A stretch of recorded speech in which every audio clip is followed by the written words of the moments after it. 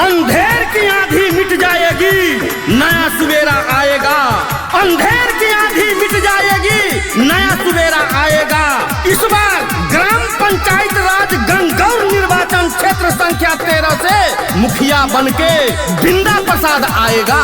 बिंदा प्रसाद आएगा। बिंदा प्रसाद जिंदाबाद, जिंदाबाद, जिंदाबाद। टेम्पू छाप जिंदाबाद, जिंदाबाद, जिंदाबाद। ग्राम पंचायत गंगौर के जनता जिंदाबाद, जिंदाबाद, जिंदाबाद।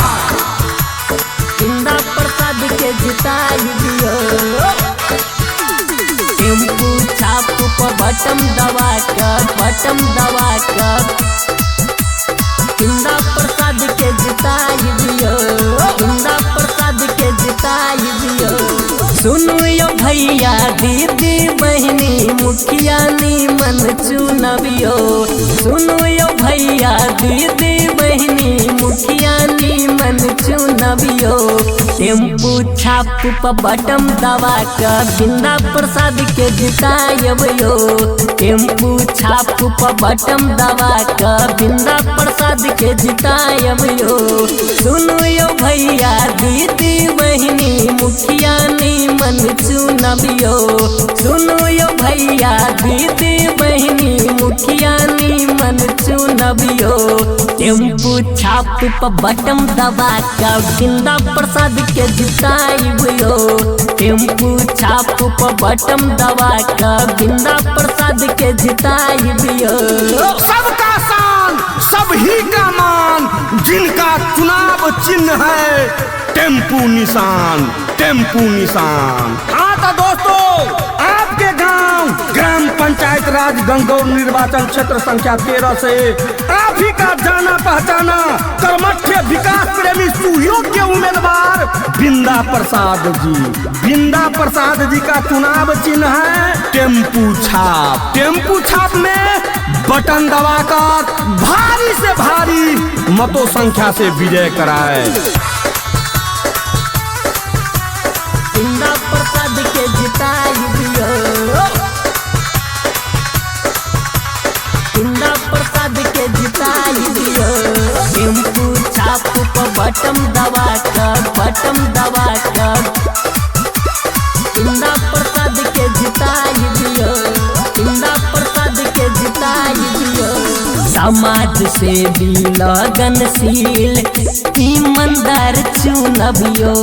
सभक काम में आगू रहै छै बिंदा प्रसाद भैया यो, बिंदा प्रसाद भैया यो। समाज से भी लगनशील ईमानदार चुनबियो।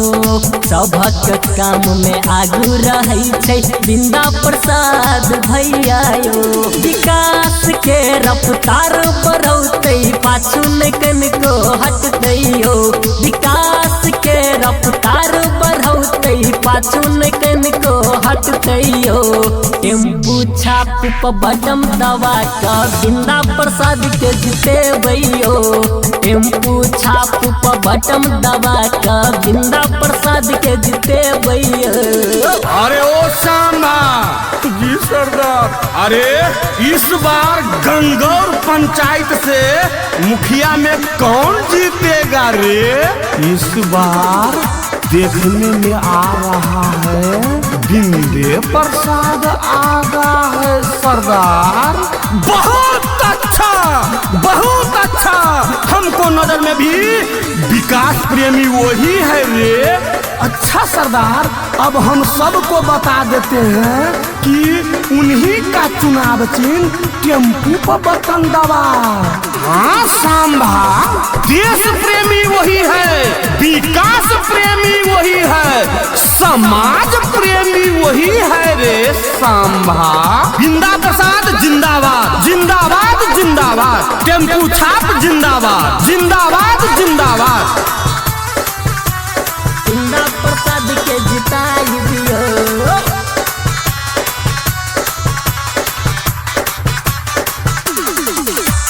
टेम्पू छाप पर बटम दबा कर, बटम दबा कर।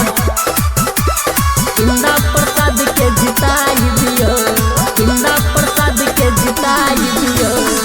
सब के साथ में रहते नीच ऊपर नहीं सोचते हो, सबके इज्जत करते सबके समस्या देखते हो, सबके समस्या देखते हो। सबके साथ में रहते नीच ऊपर नहीं सोचते हो, सबके इज्जत करते सबके समस्या देखते हो। नया नया प्लान बना के बजट खूब लौटे हो, पंचायत में रोजगार बढ़ा के बेरोजगारी हटौते हो। टेम्पू छाप पर बटम दबा के बिंदा प्रसाद के जितेबै हो, टेम्पू छाप पर बटम दबा के बिंदा प्रसाद के जितेबै हो। विकास के नए फूल खिला के देख लो, विकास के नए फूल खिला के देख लो, तरक्की के खुशबू बिखरा के देख लो। बहुत देख लिया अनुभव को झूठा प्रचार, इस बार भैया बिंदा प्रसाद को आजमा के देख लो, इस बार भैया बिंदा प्रसाद को आजमा के देख लो। हर जोर जुर्म के टक्कर में संघर्ष हमारा नारा है, बिंदा प्रसाद जिंदाबाद, टेम्पू निशान हमारा है, टेम्पू निशान हमारा है।